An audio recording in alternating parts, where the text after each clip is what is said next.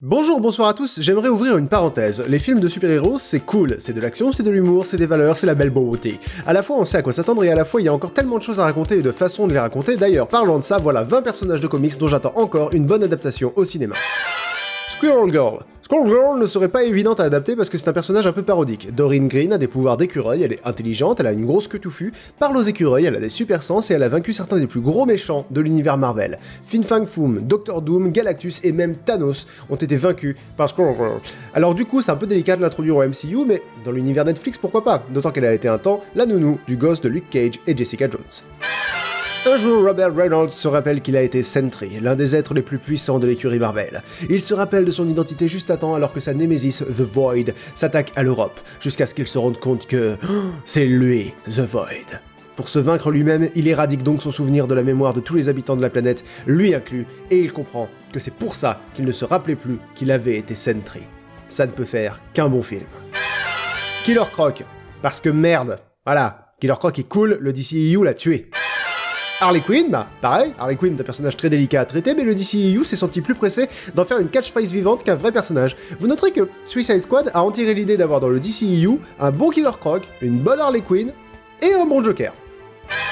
Spider-Man est mon personnage de comics préféré, et il a eu des bons films. Vous savez qui n'en a pas eu? Venom et Carnage. Ce sont les deux personnages qui m'ont fait aimer Spider-Man. J'ai découvert le reste de son univers après, mais Venom et Carnage sont mes madeleines de Proust génocidaires extraterrestres. Quand Spider-Man 3 est sorti, je n'ai donc pas été déçu comme beaucoup de gens, j'ai été trahi. Comment on pouvait rater Venom à ce point? Le film avec Tom Hardy a intérêt à remonter la pente et à nous donner un peu de Cletus Kasady. Dans cette liste, vous trouverez des personnages qui ont été adaptés dans de mauvais films, des personnages qui n'ont jamais été adaptés, mais peu de personnages qui ont été adaptés dans de bons films. Mais dans cette catégorie, The Mask. The Mask est l'une des séries de comics les plus gore, les plus violentes et les plus dérangeantes que j'ai pu croiser.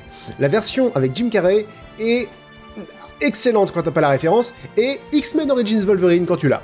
J'ai découvert le film avant le comics et il reste encore aujourd'hui un de mes films préférés, mais nom de Dieu, faites un film noir ultra violent où le lieutenant Kellaway doit arrêter Stanley Ipkiss, le tueur fou furieux et surpuissant qui répond au nom de Big Head. Désolé Jim Carrey, je t'adore, mais l'homme mystère. Si Gotham nous a appris un truc, c'est qu'il était possible de faire une bonne adaptation de l'homme mystère, un méchant, brillant et jaloux, au-delà de toute raison de Batman, je veux voir ça. Au cinéma.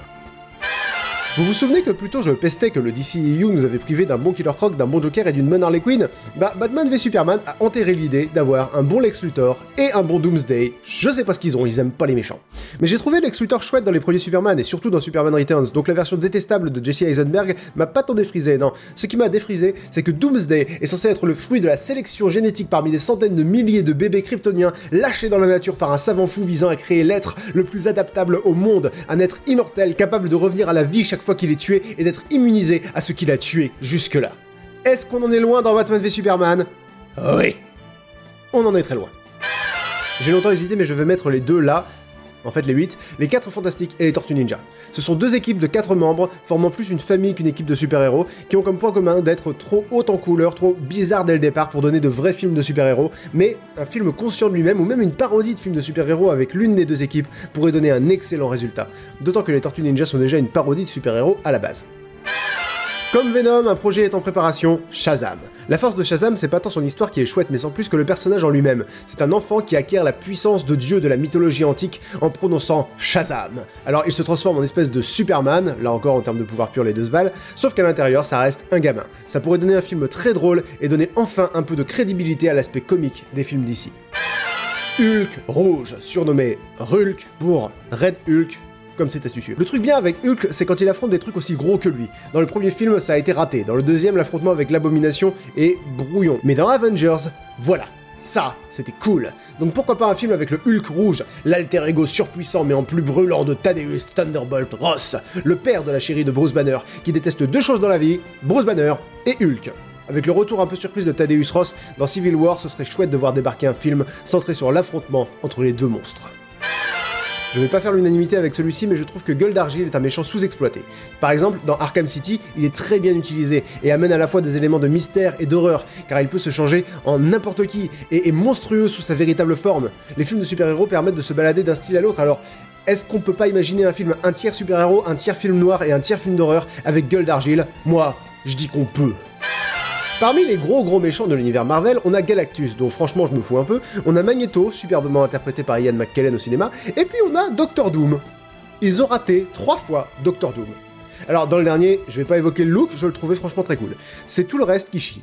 Et dans les premiers, Doom est censé être un tyran monstrueux assoiffé de pouvoir, pas un scientifique qu'on lui a piqué sa copine, qu'il est jaloux. Doctor Doom au cinéma, on l'attend encore. Green Lantern, alors de 2 choses l'une. Déjà, ça non.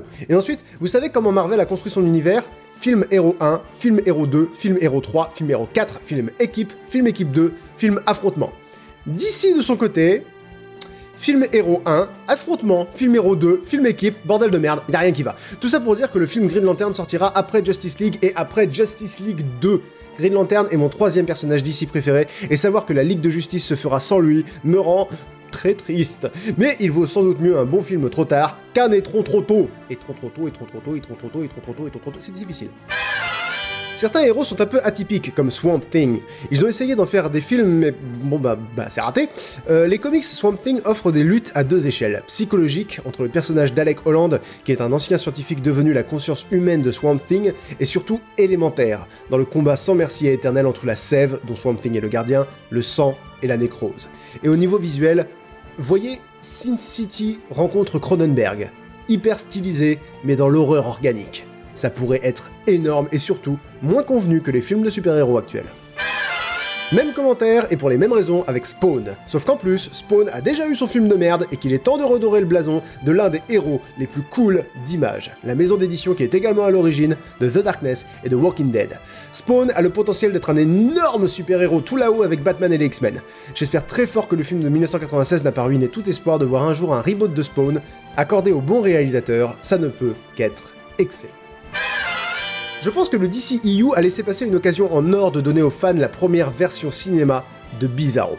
Dans les New 52, le sujet B-Zero, la blague, le sujet B-Zero. Le sujet B-Zero est créé par Lex Luthor qui veut un Superman qui lui obéit. Il crée donc un clone de Superman en y mêlant son propre ADN humain. Traduisez, c'est la genèse de Bizarro, sauf que ça a donné Doomsday.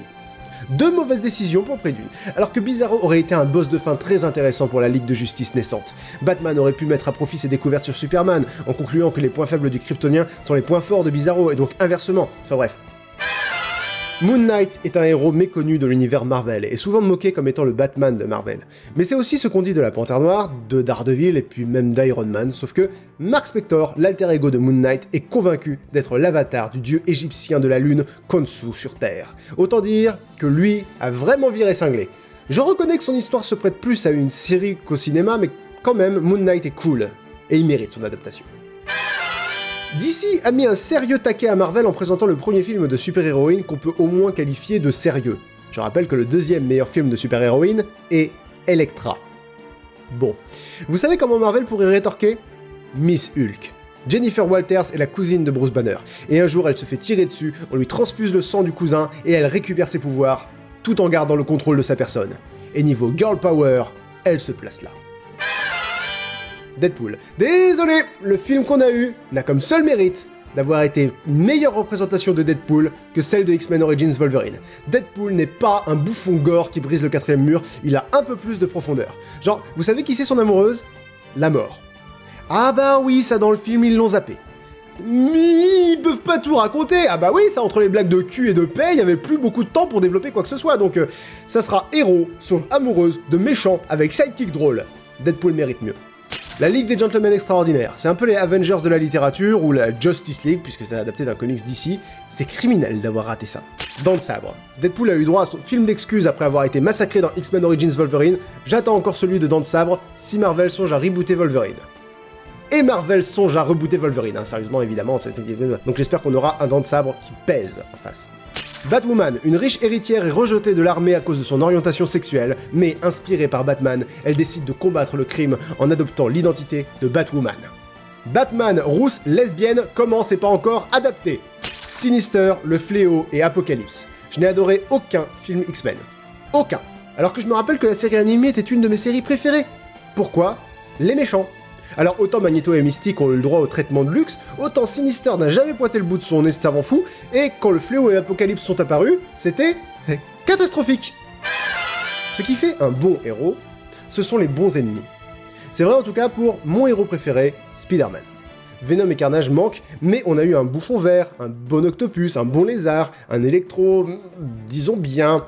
Et alors, de toute la galerie de connards qui reste, il y en a un qui hurle « Adaptez-moi au cinéma !»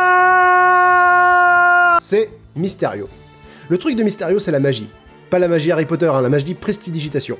Machinerie élaborée, produits chimiques, hypnose, ça ouvre la porte à pratiquement tous les genres de cinéma. Imaginez Spider-Man dans un univers visuel reprenant du Doctor Strange, du Inception, Mysterio défonçant le 4e mur en manipulant Spidey pour qu'il croie qu'il est en réalité dans un film, lui faire halluciner des épisodes de ses 2 précédentes itérations. On peut même imaginer une partie en animation dans les hallucinations provoquées par Mysterio, un peu dans l'esprit des hallucinations provoquées par l'épouvantail dans Batman Arkham Asylum. Seule raison qui fait que l'épouvantail n'est pas dans cette liste d'ailleurs, sinon il partagerait sa première place avec Mysterio. Et voilà ma liste de 20 personnages de comics dont j'attends encore une bonne adaptation. Quels sont les personnages dont vous vous attendez encore une bonne adaptation? Racontez-moi ça dans les commentaires, sinon n'hésitez pas à liker, partager et vous abonner. On se revoit très vite pour une prochaine vidéo. Je referme la parenthèse.